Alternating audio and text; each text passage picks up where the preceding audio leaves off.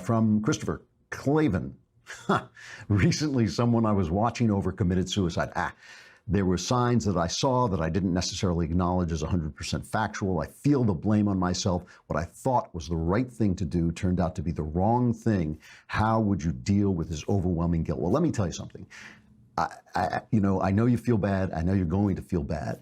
But I've dealt with suicidal people a lot, and having gone through a very brief period where I struggled with this myself in my youth, I started volunteering for hotlines and different kinds of hotlines, and I've talked to many people who are suicidal.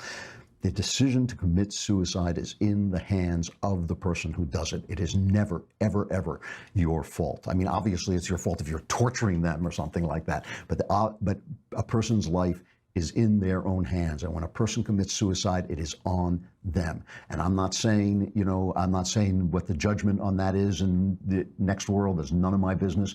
I'm just saying that this is something that it is a person's responsibility. A person's life is his own responsibility. That is the very basic tenet of conservatism, that you are responsible for yourself. And I'm sorry this happened, and I know that, anytime somebody dies, anytime somebody commits suicide, everybody around them feels like, what could I have done? What should I have done? Did I say this when I should have said that? Did I go there when I could have gone there?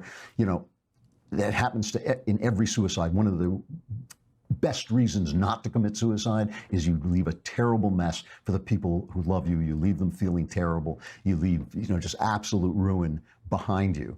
But it is on you. It is on the person who does the act, and you're just going to have to come to terms with that, because if somebody wants to kill themselves, there is nothing you can do in the long run. If someone is determined to kill himself, there is nothing you can do.